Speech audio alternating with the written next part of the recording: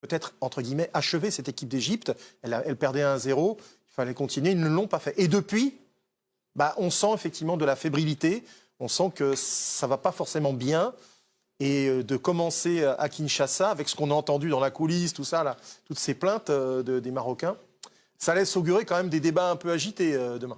C'est vrai que Samuel, au Maroc, après cette Coupe d'Afrique des Nations ratée, cette sortie en quart de finale, même si c'était contre l'Égypte, allez, beaucoup de supporters espéraient quand même le retour de Ziyech et de Mazraoui, qui sont deux joueurs importants.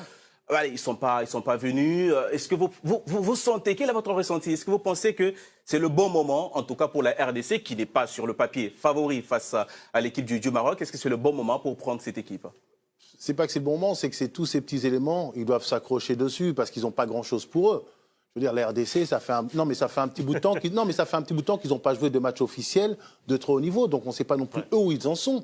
Donc effectivement, ils doivent s'accrocher à tous ces petits fragilités marocaines pour se dire, jour après jour, pourquoi pas, il se passe encore ça, il se passe encore ça. Et surtout qu'eux, ils se disaient, en fait, à Kinshasa, selon les dernières informations, voir le Maroc à la CAN contre le Gabon, qui n'a pas non plus été extraordinaire, face au Malawi, qui a souffert, ils se disent, peut-être qu'il y a un coup à jouer sans le retour des Ziyech. Non, mais eux se disent tout ça. Ils s'accrochent, ouais. Mais entre ce à quoi ils s'accrochent et la réalité, c'est pas devenu une si mauvaise équipe, le Maroc. Ils ont eu une désillusion, effectivement, contre l'Égypte, mais avant, ils ont montré des choses intéressantes.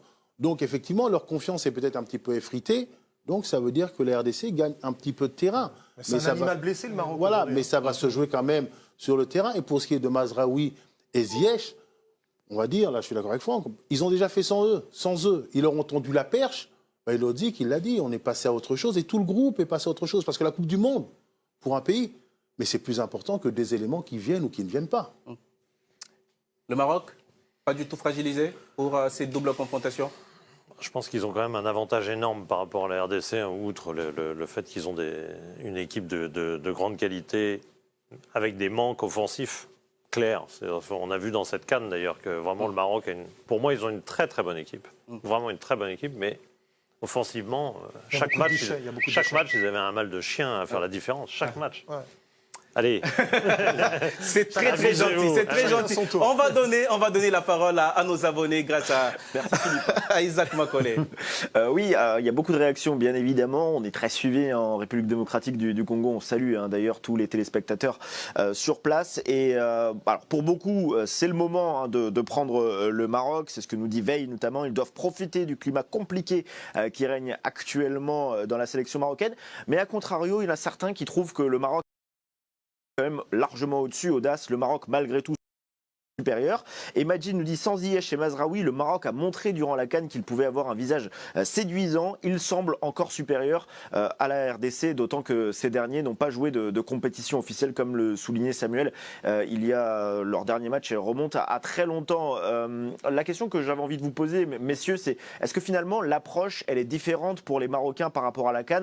Après tout ce qui s'est passé depuis, on sait que même s'ils ont montré un visage séduisant, avec tout ce qui s'est passé entre eux, cette CAN et ces barrages, est-ce que finalement l'approche elle est différente, messieurs, dans un match comme celui-ci? Ibrahima? Pour les Marocains, ce qui va être un peu différent, c'est qu'à la CAN, le Maroc n'était pas favori. On avait vraiment deux équipes qu'on pensait qu'elles allaient aller au bout. Ils n'étaient pas favoris. Là, ils viennent contre une RDC que, comme Samadi, n'a pas joué depuis longtemps, qui n'était pas à la CAN. Donc là, ils ont forcément le rôle de favori. Et après, ce que je trouve un peu incroyable, c'est comment on arrive à se saboter, mais comment on arrive... comment on en arrive là, entre une CAN, ok, ils ont fait quart de finale, ils auraient espéré plus, mais c'est pas dramatique puisque personne ne les voyait gagner. On est arrivé à avoir des joueurs qui veulent pas venir, alors qu'on sait déjà qu'ils veulent pas venir. Le président de la fédération qui annonce des joueurs qui, eux, font des communiqués où ils disent non, nous on n'a jamais dit qu'on allait venir, on vient pas. C'est se passer de joueurs importants. Le climat, en fait, ils ont réussi... C'est s'offrir une crise pour rien, quoi. Une crise, mais pour rien. Absolument. Et tu parlais, Philippe, de joueurs offensifs, de talent. Il y a aussi un joueur, Amin Harit, ça fait longtemps qu'il n'est pas appelé. Pourtant, ils n'ont pas beaucoup de joueurs qui sont plus forts que Amin Harit. Donc, j'arrive pas à comprendre comment il reste quand même du talent, cette équipe. En-Nesyri, c'est pas mal. Ayoub El Kaabi peut mettre quelques buts aussi. Il a un bon coup de tête. Sofiane Bouffal a été l'attaquant le plus... c'est lui qui a bien profité de ça. Le plus efficace, finalement. Donc ils ont des atouts offensifs et on parle d'une Hakimi, double. un remarquable attaquant. Oui, ouais, il a un bon coup de pied, on va dire. Hein. Ouais, c'est assez Faut faire étonnant. attention à ne pas provoquer des coups francs. Par exemple, sur une double confrontation, on peut très bien comprendre que les Congolais se disent il y a un truc à faire à la maison. Dès demain à Kinshasa, bien sûr qu'il y a un truc à faire. Mais sur 2 confrontations, le retour risque d'être compliqué. C'est à eux de prendre un petit peu d'avance. C'est le cas pour toutes les formations qui reçoivent. Hein. Prenez de l'avance parce que le retour face à l'équipe mieux classée au classement FIFA va être très compliqué. Il va y avoir des turbulences. Hein. Isaac, c'est vrai que cette équipe traverse une petite zone des turbulences, hein, mais vous l'avez compris hein, sur ce plateau. Pas suffisamment pour tout simplement rabattre complètement les cartes. Est-ce que c'est aussi l'avis de nos abonnés? Oui, en tout cas, les gens croient énormément en la RDC. Hein. Vous allez voir le résultat du sondage. Oui, à 63%, non, à 37% pour savoir si c'est le bon moment pour prendre le Maroc. Beaucoup croient à la surprise, disent justement que l'approche est différente, qu'il peut y avoir justement une sorte d'union nationale et de communion face aux Marocains pour la prochaine rencontre entre la RDC et le Maroc au Stade des Martyrs.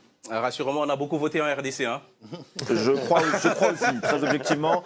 Je pense qu'on a beaucoup voté. Un peu moins au Maroc. Et que, non, c'est normal, hein, bien évidemment. On n'est pas toujours objectif d'un côté comme de l'autre. C'est pas ce qu'on demande. C'est pas ce qu'on demande. On veut des gens qui prennent des positions claires. Et c'est